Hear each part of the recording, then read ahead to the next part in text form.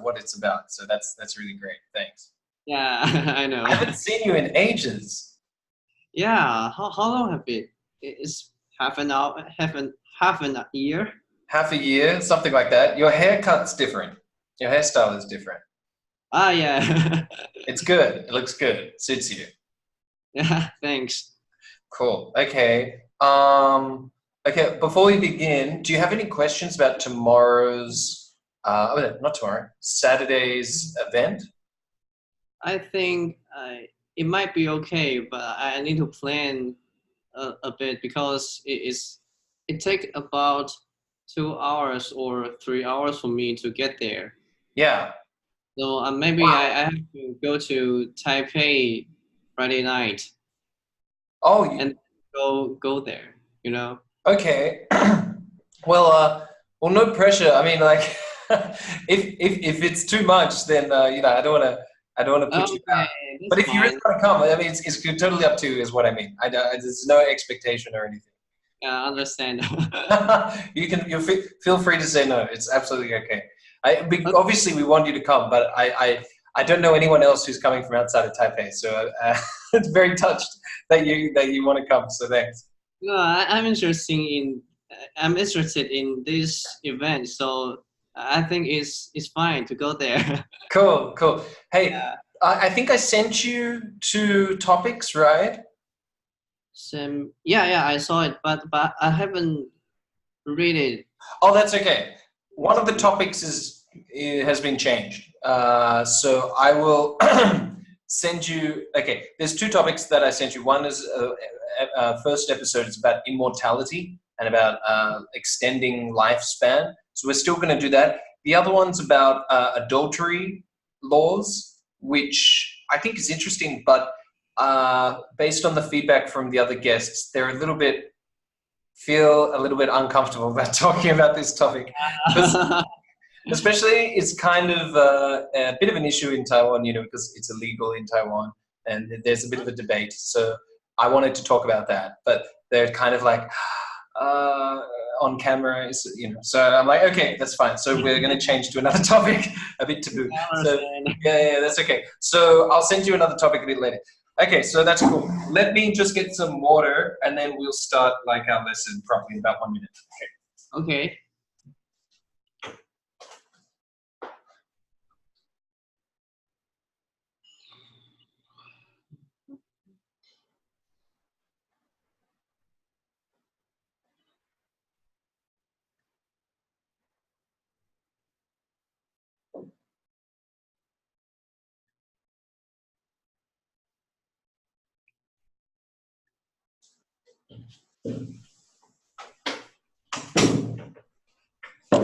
Okay. Yeah. Wonderful. So how have you been in the last year? Half year? Any news? I was preparing TOEFL, and I saw a project in the Netherlands, and I think I would like to try it. So, but you know, the requirement of language is I have to get about 92 or 95 of TOEFL. So I'm practicing now.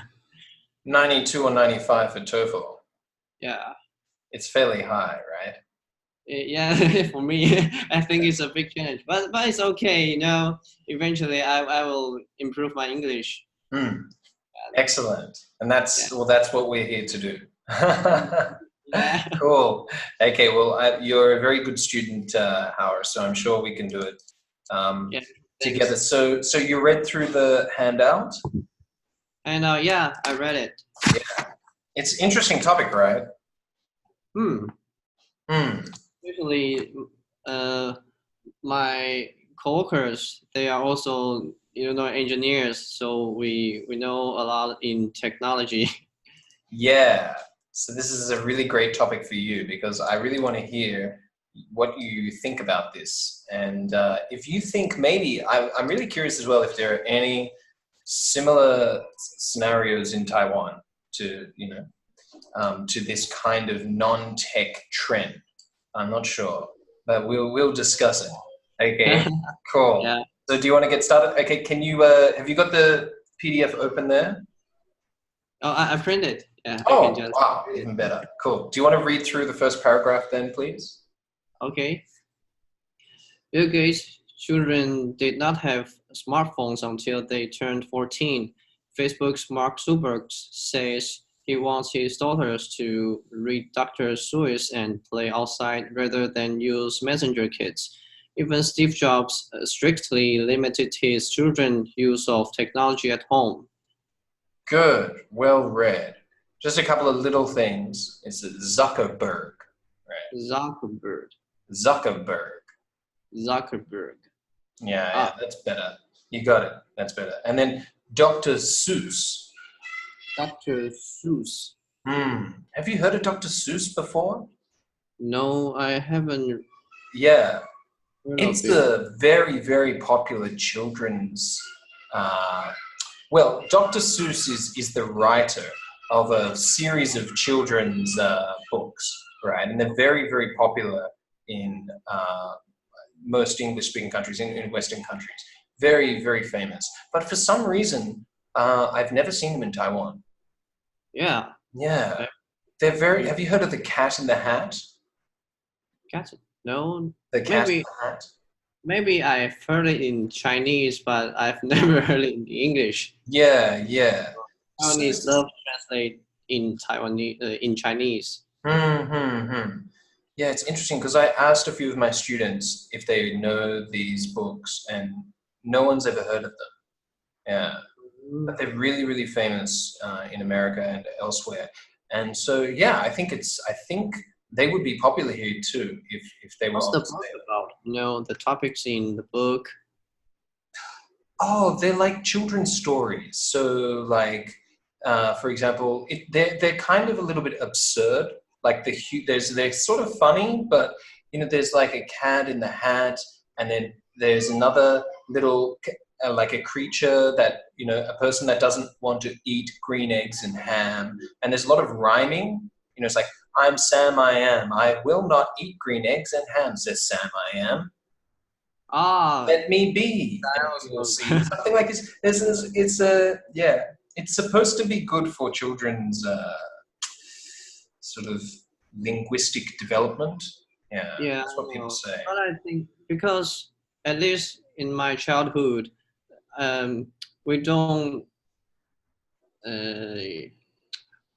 focus that much on English. So there is maybe there is a Chinese version, that style of book, but we don't learn English that way. Okay, cool. Let's keep going. Okay. It wasn't long ago that the worry was that rich students would have access to internet earlier. Gaining tech skills and creating digital divide, schools ask students to do homework online, while only about 2/3 of people in the US have broadband internet service. But now, Silicon Valley's parents increasingly panic over the impact screen have on their children and move towards screen-free lifestyle. Worries over new digital divide are rising. It could happen that the children of poorer and middle-class parents would be raised by screens, while the children of Silicon Valley elite will be going back to wooden toys and the luxury of human interaction. Well read. Just a little. Just make sure it's Silicon Valley. Silicon Valley. Yeah. And elite. Elite. Oh, elite. Yeah. So yeah, it's a bit strange, right? Have you heard of this phrase "digital divide" before? I guess I know this concept. Just like the children live in the city, they will, touch a lot of digital things or technology things. Yes. But in the countryside, they don't have much chance to, use the internet or iPhone, etc. Access. That's the best way to say it. Yeah, don't say touch. Yeah, the children in the city have much more access to the high technology and new products. Exactly. But maybe children in the countryside. Exactly right. This was what everyone was worried about. That exactly. Children in the city, they're going to get ahead. They're going to be able to code and do very high level skills. The children in the countryside will be offline, left behind. But now it seems that is a kind of reversing. Maybe there is a new kind of divide. The idea is that actually once everyone has a screen, and once screens become just like books, like typical paper and pen, the screen replaces the paper and pen, then what kind of product do children really need? And so there's a fear that actually maybe the children who focus too much on the screens will actually be from poorer backgrounds, because screens, you can give a child a screen and it will consume all their attention. You don't have to spend much time teaching them if they have a screen. Yeah, especially the parents who is busy earning money and have no time to get along with children. Exactly. So they could only give their children maybe pads or phones and let them play themselves. Exactly. But the fear is that, is that really teaching them very much? I mean, which is better, human interaction or the children playing with the screen? Yeah. So exactly. So, and what kind of parents have to work, mom and dad both work full time just to make ends meet. Usually it's a middle class or poorer families, right? So that's the new idea. So let's keep reading. Okay. The more money you can make out of the tech industry, the more you appear to shield your family from its effects. The digital effects. Yeah, not effects. Effects. Good, Howard. Yeah, the more you appear to shield your family, like a shield, like a sword and a shield, like protect them from the effects. It's a little ironic, right? Yes. Yeah. Okay, keep going. Digital divide was about access to technology, and now what everyone has access, the new digital divide is in limiting access to technology, said Chris Anderson, the former editor of Wired magazine. Excellent. Is this Wired? You know this? Do you know this magazine? No. Oh, you should check it out. Howard. Wired magazine. Wired and TechCrunch. Have you heard of TechCrunch? TechCrunch. TechCrunch. I know the Facebook group like Insider or Tech. Business Insiders? There's also Tech Insider, I guess. Oh, yeah. Maybe there's Tech Insider. Fancy technology or ideas or financial stuff. Yeah. Something like this. Wired is, it's a magazine about technology. So it's mostly online, of course, like an online, website. But it's really, really good. Like, so if you want to read about topics, whether it's new gadgets or new trends, things about AI, all that kind of stuff, you can check out Wired. It's really good. They just focus on tech. That's not quite true. They focus on things related to tech. So they might write something about politics, but for example, it will be what Trump's new policies aimed at Silicon Valley, something like that. So it'll be about the tech. It'll be about politics, but regarding tech politics. So everything related to tech. So it's a very, very good magazine. So Chris Anderson is really, really famous. I think he's the founder of Wired magazine. And so and this is a great quote, right? The digital divide was about access to technology. That's why I brought up that word, right? Access, really important word when you talk about technology. Access. But now, if everyone has access, it's now about limiting access. It's crazy, right? I mean, it's a funny world we live in, right?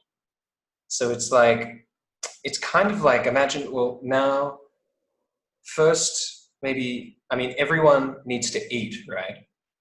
Right. So first of all, it's like getting access to food. But now everyone has access to food. It's about who has the money to eat less and go on a diet, you know? Mm-hmm. So this is so strange. I mean, it's different in poorer countries or developing countries, but in rich countries, it's usually people, if you are wealthier and you have more money, you usually have a better diet and you're slimmer.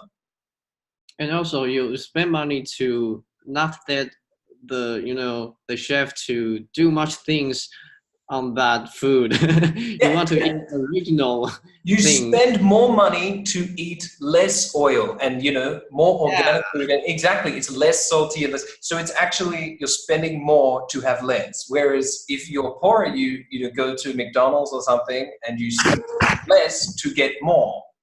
Yeah. It's very similar. This is a very strange phenomenon, right? So do you have any question about that? About this, no, Mm-hmm. I think it's a good quote.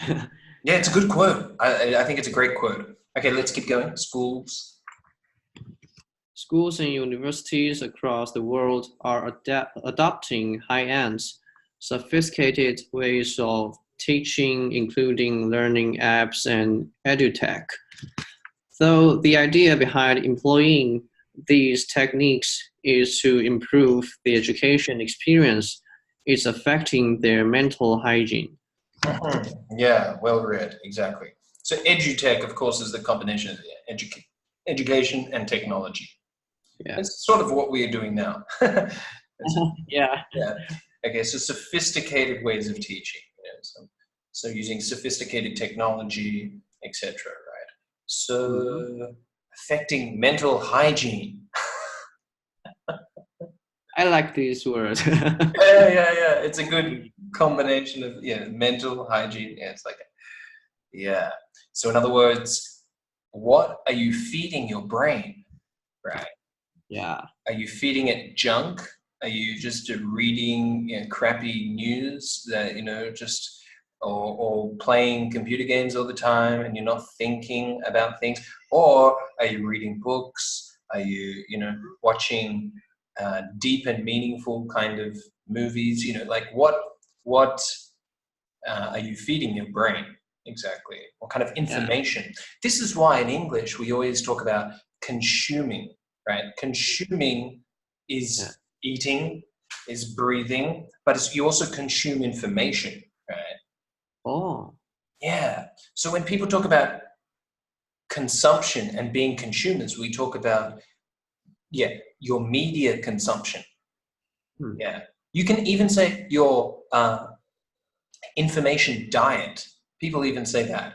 Like it's like the kind of food you eat is like also the kind of information you eat. So in other words, consuming is literally everything that you bring into yourself.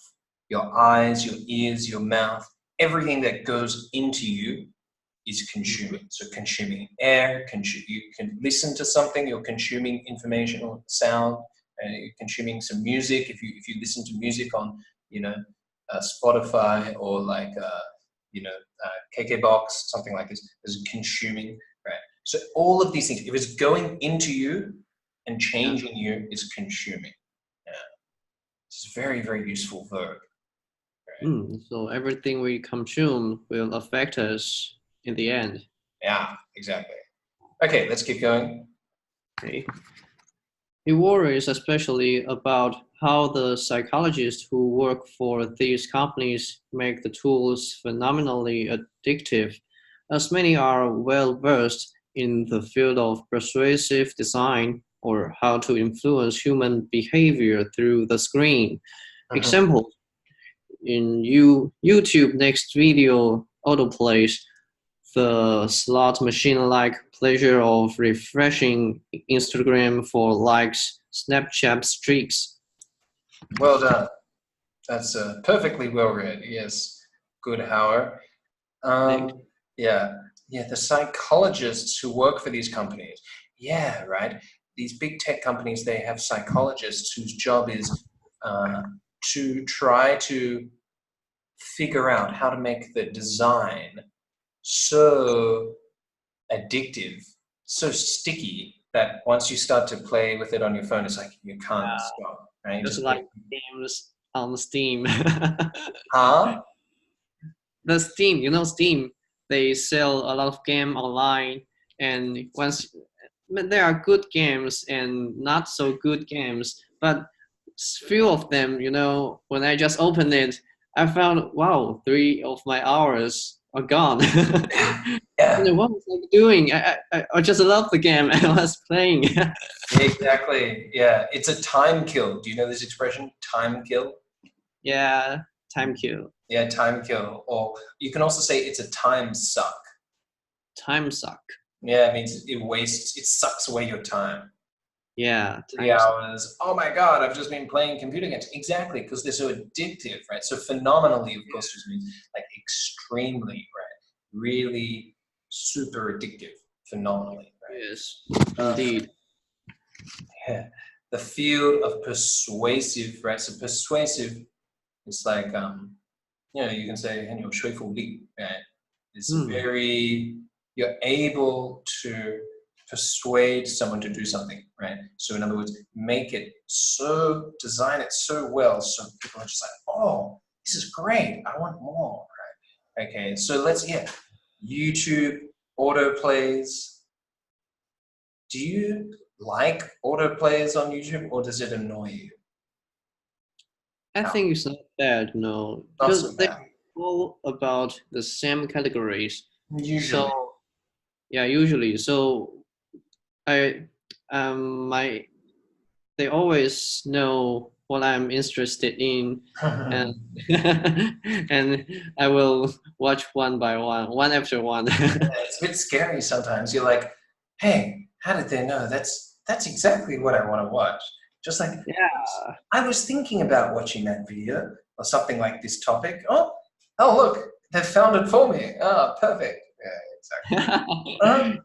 I had that experience the other day.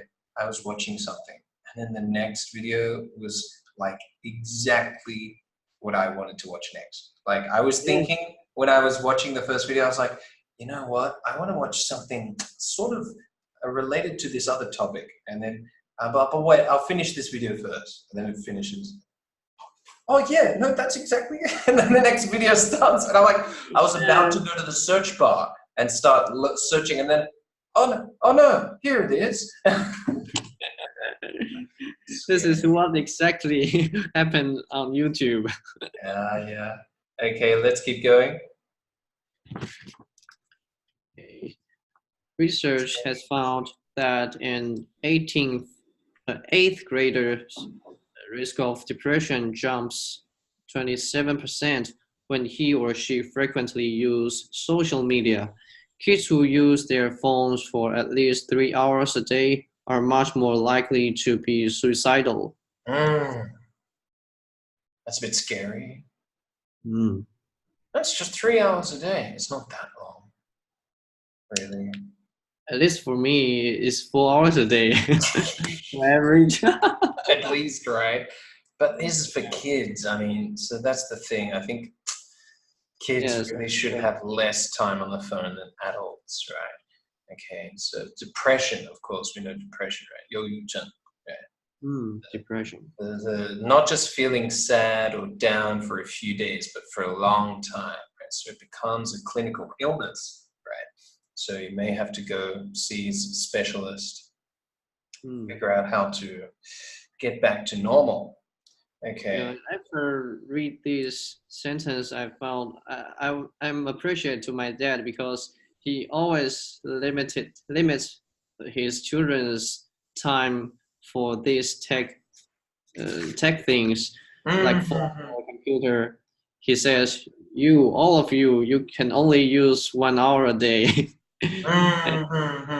Maybe I'm not in the suicidal emotion. Yeah.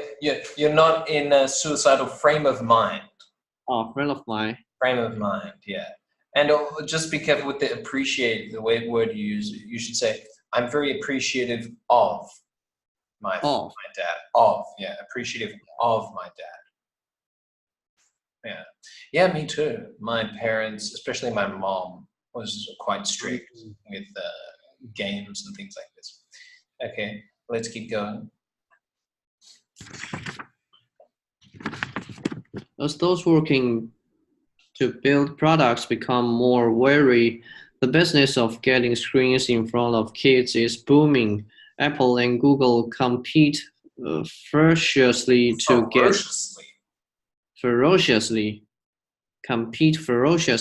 get products into schools and target students at an early age when brand loyalty begins to form. Yes, brand loyalty, right? So, when you think back to when you were a little kid, right, Howard, what kind of brands might be deeply sort of sunk into your brain? You think, oh yeah, you have early memories, right? Like Nintendo. Yeah, Nintendo. Yeah. Did you ever watch Childhood as a kid? That is not, when that is about how old I am. After your time? After my time. Oh, I thought it was earlier. Oh, okay. A bit later, right? Yeah, a bit.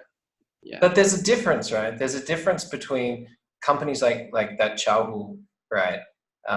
It's just for children. So if you will enjoy it or consume it, as we were saying, consume the products when you're a kid. When you grow up, it's it finishes. No adult consumes Childhood after no, right? But for Nintendo or especially like McDonald's, right? Oh, Disney, yeah. Cartoon Network. Yeah, Cartoon Network. I mean, some of these, Disney's a bit more focused on children, but some of these products, like some of these companies, such as McDonald's is a really good example, right? Yeah. You enjoy it as a child, but then once you get older, you can still keep going back to McDonald's. Yes. So when you're a kid, it might be Happy Meals, but once you become an adult, it's a Big Mac, right? So they've always got a product for you, right? So exactly, the brand loyalty begins at an early age. Any questions? About the word ferociously. Yeah, ferociously. It's like two animals, fighting each other. They're really intense. Oh, like very, a bear? Wildly, like a bear or a tiger. Rah, just like this. Yeah. Oh, I can't imagine that. Okay, good. Let's keep going. Okay. Spring-based public preschools in Utah, Wyoming, North. Utah. Oh.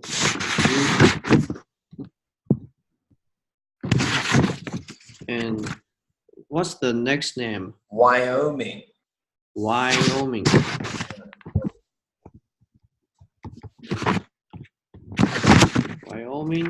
North Dakota, South Dakota, Idaho. Idaho. Are these names all in America or? Yes, these are just the states that you don't hear about very much. Everyone in Taiwan knows of California and it's, Oregon, and Florida, but not these places. It's a little bit more, in a West, like that. Yeah. In Montana.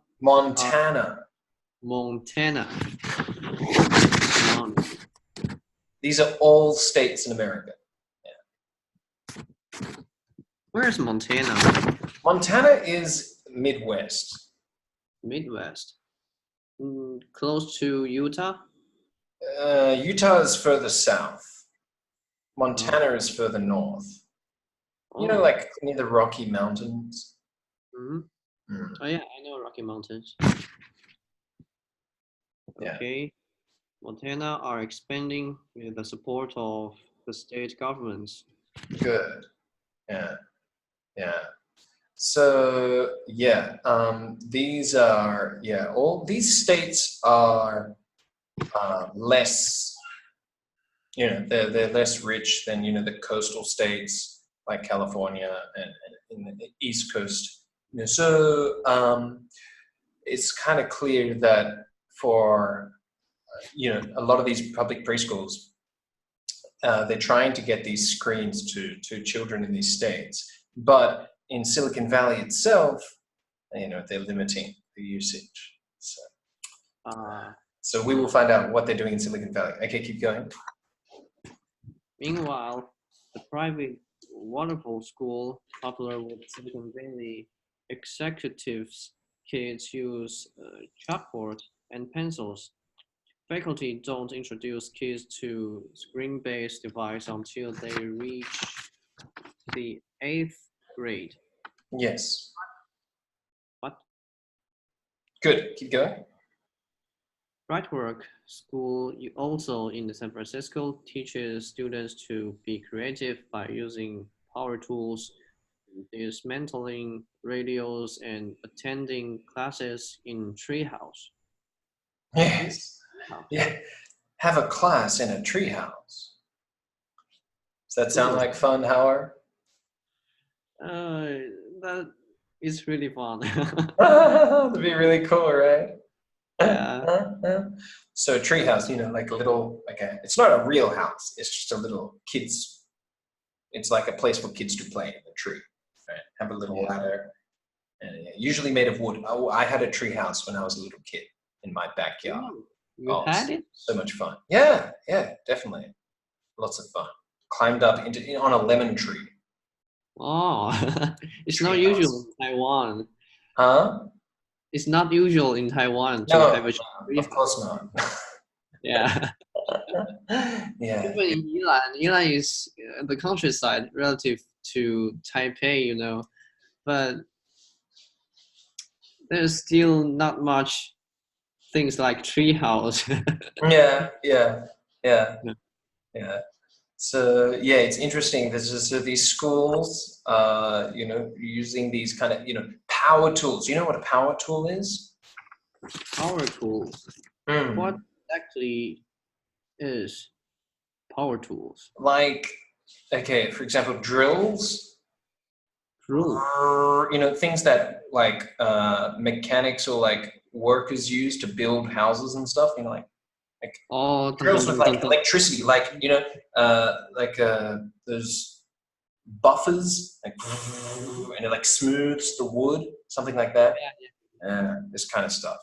The noisy tools, not a hammer, like a powerful tool with that with electric charge, like that. It's kind of cool, right?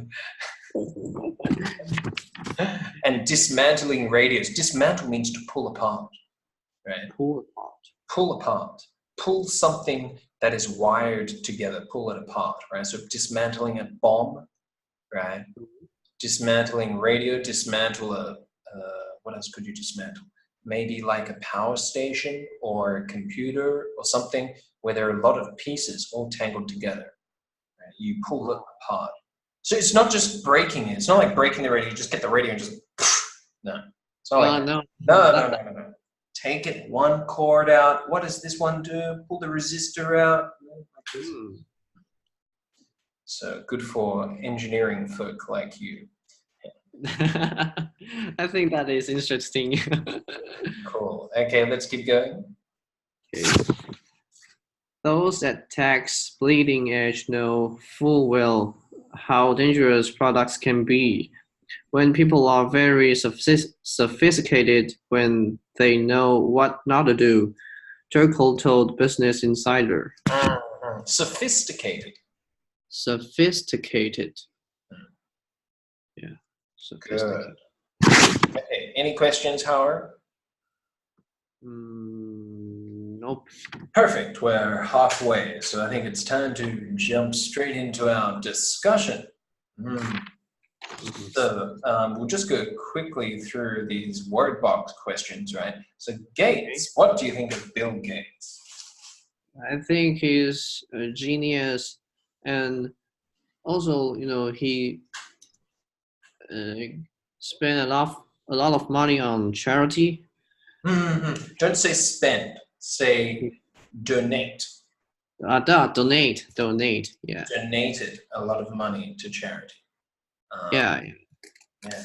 So Genius. I think he has a good impression on me. Yeah. Bill Gates makes a good impression on me. Or that's okay. Yes. Okay. Did you read Dr. Seuss as a child? No, we had just discussed that. Yes, we did. Okay, we'll skip this one. Do you think wires are ugly? Wires. The wires beside the computer, or just like that, like this wire. Do you think those wires are ugly. They are, right? Wires. Everything should be wireless. Much more beautiful. Aesthetically pleasing. Do you know this phrase? Well, it's not a phrase. It's a. Here, let me type it. Aesthetically pleasing.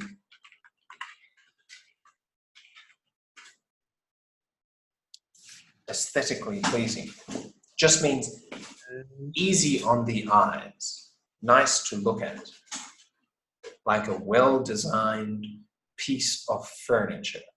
It's aesthetically pleasing. Oh, I love this word. You love it, right? It's great. You should use this when you're talking to someone. Instead of just saying it looks good or it's beautiful, say it's aesthetically pleasing. Yeah. Whoa, Howard's English is so good. Much better than neat or clean. Yeah. Aesthetically pleasing. Aesthetically pleasing. Aesthetically. Yeah. So aesthetics is like 美学, you can say. Yeah, like the study of beauty. Yeah. So aesthetically is about beauty, and then pleasing. Aesthetically pleasing. Yeah. Aesthetically pleasing. Yeah. Good. Yeah. So I agree, but sometimes wireless things you need to charge them with battery or something. That's the downside. Downside. Yeah, that's the downside. Can I say drawback of this? Yeah, you can. Drawback is just a little bit more formal, but it's okay. Downside is just a little bit more casual. That's all. It's the same. Okay. Yeah. Okay. So have you been to Utah? Would you like to? I would like to, but I haven't been there. But one of my friends is, he studies. Is that conductor? He's a conductor of a choir, and he just he is studying. I don't know, maybe Utah University. Oh. Yeah. But the diploma is called TA or something. It's not PhD, but it's another diploma for art. Oh. I don't know about that. Oh, Utah. Yeah. Utah is there's got a lot of desert in Utah. Yeah. Mostly desert. So it's famous for those like Wild West, like old Western movies where they have like Keith, Clint Eastwood. I mean, with in a cowboy hat or something like that. Well, that's Utah. Cactus. Well, it's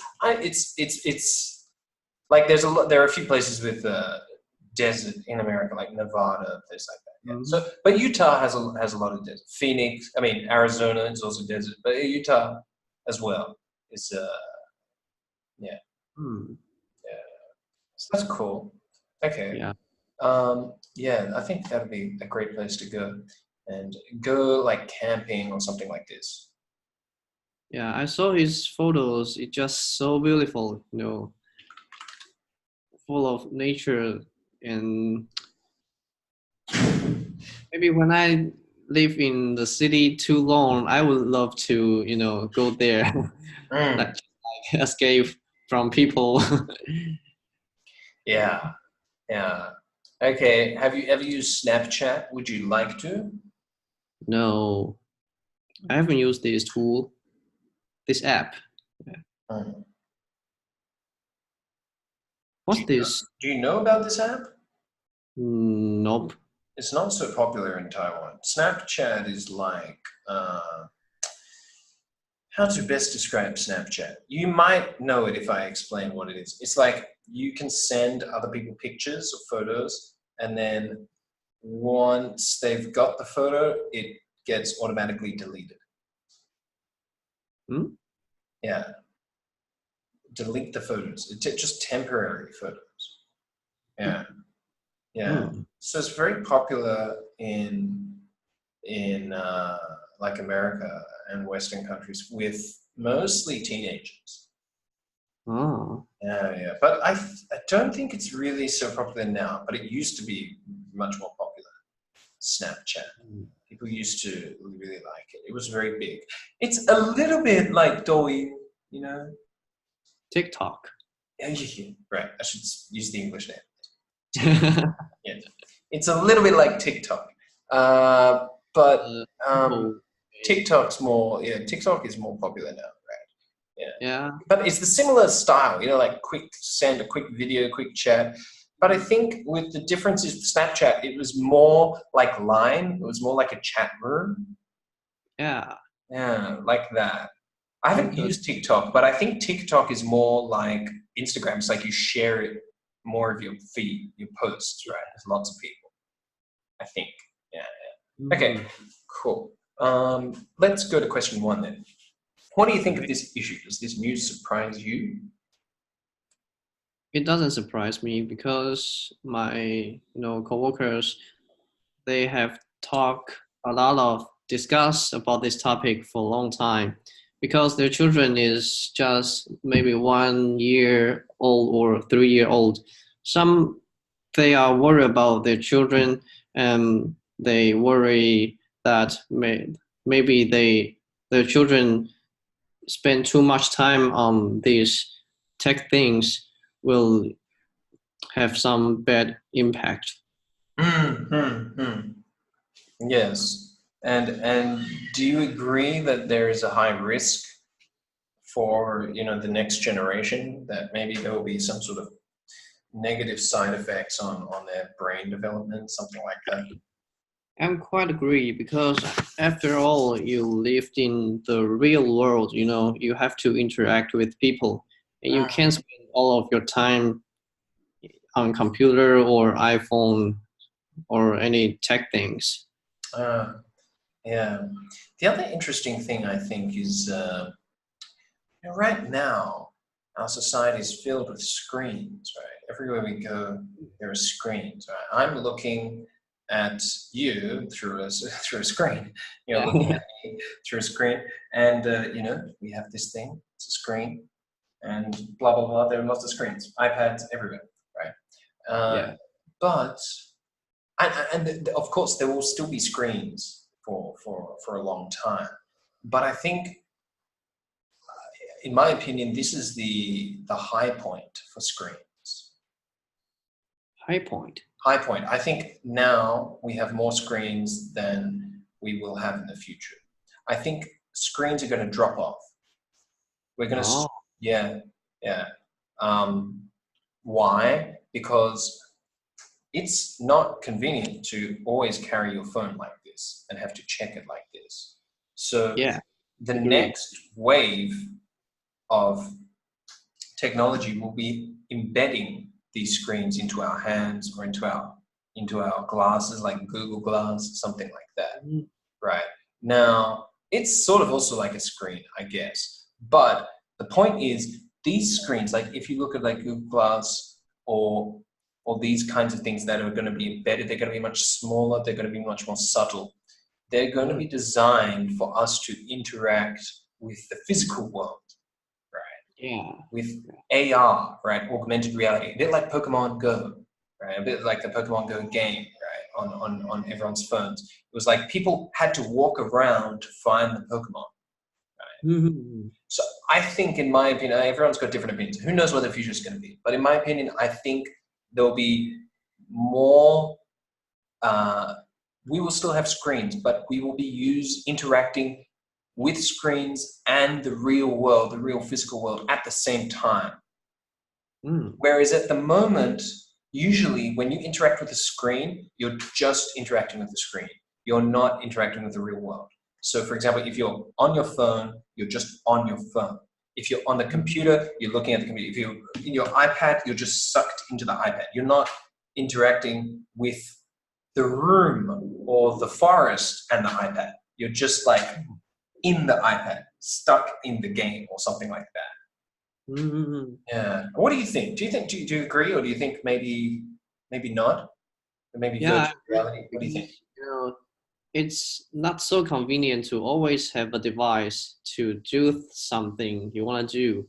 So I was wondering about, just like the movies, maybe one day you can control all the things in your mind. You just think it and it pops out, and maybe you can call an app in your mind or just have a click and you use it. Yeah, that's like the next step. That's even, that's like putting the computer chips in our brain instead of just in our glasses, right? Yeah, that's so. In that case, is it beneficial to children today if they are trained to focus on screens all the time? I think maybe depends on the case. Because if you want a children to learn how to focus on something, it don't have to always have a screen.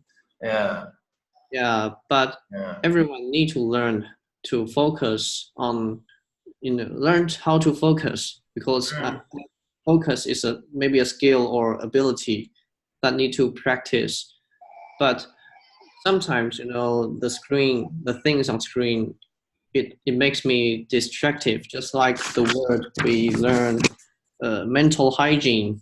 The things he consumed from the screen maybe just make a lot of noisy voice in his head and mind. So I think it depends on the case, how the children use screen. Yeah, what kind of program they're using, etc., etc. Yeah, but I think it's important for parents to realize that the screens, using screens like we're using right now, like an iPad, that is not necessarily the future. I think a lot of parents think, oh, well, this is the future, right? Giving kids screens, like, because they're going to be using screens for their whole life. But not really, because like as we just discussed, like in the future, these computers are going to get smaller and smaller. They're going to go into our glasses, maybe our brains. So we will still be using our hands. We will still be walking around, exploring different spaces, doing things physically with the assistance of computer power. But it won't be on this little iPad or whatever, right? Yeah, exactly. So I think we're sort of thinking on the same wavelength. So that's kind of cool. So, hey, Howard, what about question 3? How about in Taiwan? What are parents' attitudes to screen learning here? So you mentioned you've got some friends concerned about this. Yeah, there's this common attitude in Taiwan that we should be a bit careful about screens. I think at least the people who is near me, they all think the screen, children should not spend too much time on the screen things. Yeah, just say screen things. Just say things on a screen. Yeah. Things on the screen. Doing things on screens. Yeah. Not too much doing things on screens, right? Yeah, but just like the article, maybe some, families, the parents need to be full-time on earning money to make ends meet. Yeah. They kind of have no choice, The only choice is to give their children something to do. And that would be the screen. Yeah. It's sad. I mean, the thing is, if you don't give them the screen, like maybe you can tell them to play with the ball or play with some toys. Maybe they can do that for 5, 10, 15, 20 minutes. But once they get bored of that, and then they, it's a lot more noisy as well. If the child is in your house and the child is playing, I don't know, they're drawing or something, fun and creative, you're like, throw the Play-Doh or the Lego all over the all over the floor, and then half an hour later they're like, I want to play something else, and they go to the kitchen and pull out all this, the stuff from the kitchen. So if you aren't supervising them, it's really hard. If you have to go and work on your own computer or do something else, some other work, then it's so much easier to just give them a screen. They won't make a mess. Just sit there. I think it's a good way to, inspire children how fun the world is. Just like having a pet. I love cat and my sister. So, if there's a cat, my sister and I can play with the cat for all day without a screen. And we don't need iPhone or a computer. We just have a cat. Yeah. Wow. Well, that's really cool. So how old were you when you got your cat? How old? My first cat came into our home just maybe at first grade of my elementary school. Oh. It's about 8 or 7 years old. Mm-hmm. Yeah. Nice. Yeah. Since then, there's always a cat, at least one cat in my home. Really? Yeah. I love cats. Yeah. So do you think that the cat, your parents giving you a cat really helped you to grow and mature? Yeah. Yeah. To play with it, to learn, to feed it, to, you need to take the responsibility to keep it. Mm-hmm. Exactly. You can't just play with it and you let your mom to feed it or clean it up or wash it. We need to join this event. Yeah.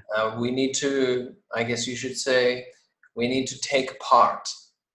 We need to take part. We need to take part in rearing the cat or taking care of the cat. Yeah. Exactly. Yeah. In these little chores, right? Little chores. Yeah. Cleaning the cat's litter. I don't know. You don't really walk a cat, do you? So it's kind of nice. You don't have to walk the cat. That is incredibly difficult, Cats are unpredictable, and you can't control them. Yeah. But that makes them much more interesting, right? Because as a child, you will see your cat doing all sorts of weird things. And you'll be like, why is our cat doing that? Maybe you'll learn a lot about those animals, right? Yeah.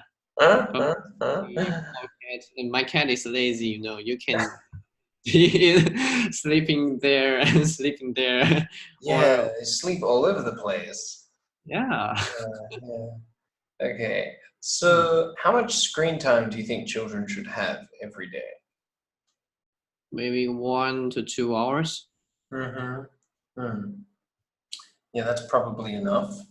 Mm-hmm. Yeah. And how old do you think a child should be before they have their own phone?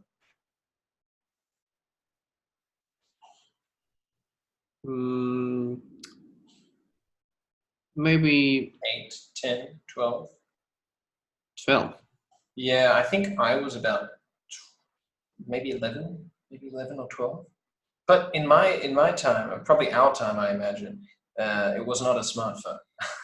Yeah. Was your phone first phone a smartphone? My first smartphone is when I was the first grade of high school, maybe second grade. Second grade. My first smartphone, I think. Oh, hang on. When was it? Hey, my iPhone. My first smartphone was an iPhone. I think it was. I actually can't remember. Maybe it was second grade. I actually can't remember. I think it might have been the final grade of high school. No, my first phone isn't a smartphone at all. It's, the classic Nokia. 3310. Me too. Was it blue? Mine was blue. Mine is a classic version. Is a black. Oh. Yeah. I don't know what model mine was. It's just blue. It's about this big. Like, yeah. I know that. Same shape, just like a little brick. And we see it as a weapon, It never breaks. Yeah, that's true. And then every time you punch a letter, this little button is like the plastic. You push it in, A, B, C, and then you type the text message. Yeah, I know it.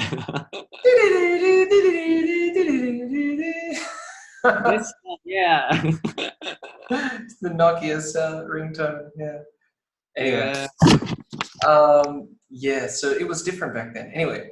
I think probably 12 is probably okay. Yeah. Mm-hmm. Yeah. What kinds of skills do kids need for the future, Hauer? What do you think? Oh, I just read a book about, the name of a book is Grit. Do you know the book? Grit. Grit. Oh, the power, grit. And grit. Power of passion and perseverance. Yeah, Perseverance, yes. I think grit is a great, ability for children to have. You need to find your passion and focus on it. And maybe, I don't know, maybe there will be a reward or not. But after all, you need to practice a lot and, spend a lot of time on it to expertise yourself. To become a specialist. Become a specialist. Yeah, to accumulate, knowledge, to get specialist knowledge about something or specialist skill. You can't really say expertise. It's not really a word. Yeah. Oh, hang on. Are you trying to say expertise? Expertise. You're trying to say expertise. I thought you were trying to say become an expert. No, I know what you mean. Expertise. Yeah. To get expertise. Yeah. To get expertise. Yeah. Grit. Oh, yeah. That's a really good English word. Grit. Yeah. It's like when you think of grit, you have to grit your teeth like this. That's where it comes from. That's where this word comes from. It's the teeth like this. And you grind your teeth together like this. Mm-hmm. This is called gritting your teeth. Oh. Like this, holding them together like this. That's called gritting. Yeah. So like a grit. So when you think about grit, you always think about someone holding their teeth together like a dog. The dog won't let go of the stick. And the dog's like. No. Like that. So you have to have that kind of determination. I'm not letting go. I'm gonna fight. I'm gonna keep. What exactly the grit is in the book? Yeah, this book. Yeah, grit. Yeah, cool. Yeah, wow. I think it's a great book. Great book, hey. I've just read it on 20 page. I haven't gone to the half, Nice. Yeah, but the story in this book is great, yeah. Yeah. So children need some grit. Yeah, I think they also need to learn, how to communicate properly. Yeah. Yeah. And what about question 7? How can wooden toys be a luxury now? Does this make any sense to you, Howard? It's like, like the toys that your grandmother played with when she was a child, maybe a little wooden horse or something like this. Now it's some sort of a luxury.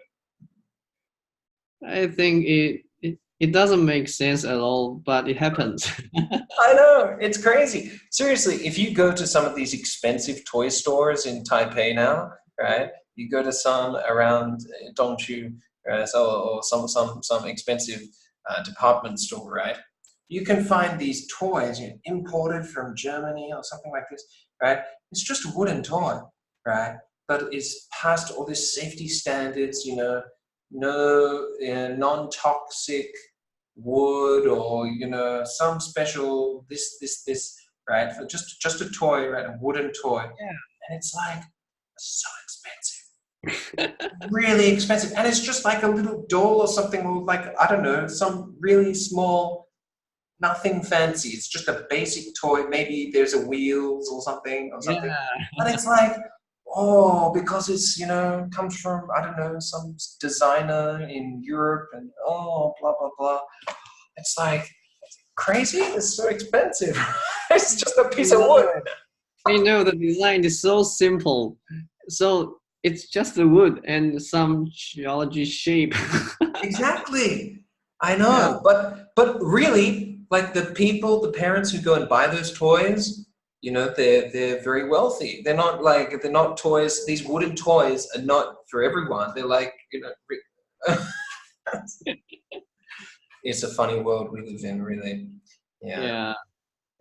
I admit that the texture and the quality of these toys are really good. Yes. Yes, it's true. But it's interesting because I guess 20, 30 years ago, those kind of toys were the only toys. So they were so common, it was just like everyone could get a wooden toy because all toys were wooden. But now it's like, well, not really. Like everyone can get a screen, right? So now the wooden, So it's like, it's about access. That word I kept coming back to. Everything's about who has access to what, right? Mm-hmm. So once something becomes accessible to almost everyone, suddenly it becomes kind of not as attractive for people who are in a higher position, right? Who have the money for something. It's not fancy if everyone get the access. Exactly. So this is the last question. What does this teach us about the cyclical, or you can say cyclical, nature of modernity and progress? What do you think? I think it's just, maybe it's just humanity through things that is very, very rare. So maybe in the beginning, iPhone and computer are very rare because they just developed and was invented. But once they become popular and everyone gets it, the people on the top, they turn to other things that is rare. And interestingly, it is wooden things or or some power tools or some tree houses, something like this. Yeah, they came back to the nature. Exactly. I'll give you another example. Here's another really, really good example. Organic food. Organic food. Same. Yeah. Same story. Absolutely the same. If you go back 100 years, right? Go back like a lot, back into Taiwan, maybe even before the Japanese colonization period, maybe late 19th century, early 20th century. This time, everything was organic. Yeah. There was no, why? Because like a sort of modern farming and a fertilizer and these chemicals had not arrived, had not become part of the farming culture, Yeah. right? It was your great grandparents, if they, I don't know what they grew, but whatever the food they grew, rice, whatever, is sweet potatoes. They just grow it organically. Everything was organic, right?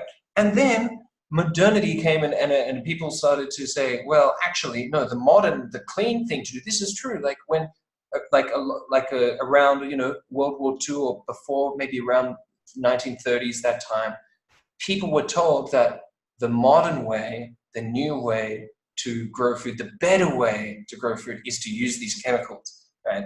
Because it increased the amount of food, right? You could grow much more because now you could protect your crops from the from the insects and blah, blah, blah, right? So people accepted this. They said, oh, the old traditional way of doing it is backward, right? Now we have the modern new agriculture, right? And now it's reversing again. So now, like the last 10, 20 years, all of a sudden, organic food is super expensive. And the example in Taiwan is, 地瓜叶. Yeah, 地瓜叶. Yeah, exactly. About 20 years ago, if I ask my grandma or grandpa, they say, what 地瓜叶? It's for pigs, not for humans, Everyone eats 地瓜叶. It's so funny. The digua is for humans, and exactly. Exactly. The sweet potato is for humans. The sweet potato leaves for the animals. Yeah. It's a good example. Yeah, exactly. Humanity, we're a crazy species, crazy animal. Yes, well, that brings us to the end tonight, Hauer. Yeah. Do you have any other questions before we wrap it up? No, I think it's great. Well, thanks so much.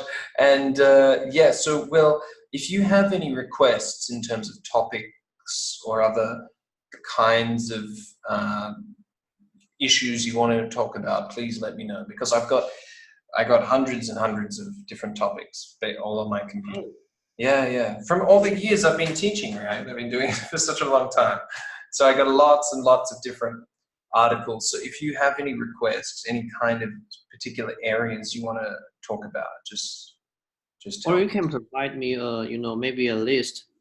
I can the topic in the list. Yeah. Maybe 4, 3, maybe. Yeah, maybe 3 or 4 or something. You can choose 1 or 2, something like this. Yeah. Something like that. Yeah, that's cool. That's cool. We can do that. Nice. Okay. Well, thanks so much, Hauer, and I'll see you next week. Sure. Okay. Have a good one. Yeah. Bye. Bye.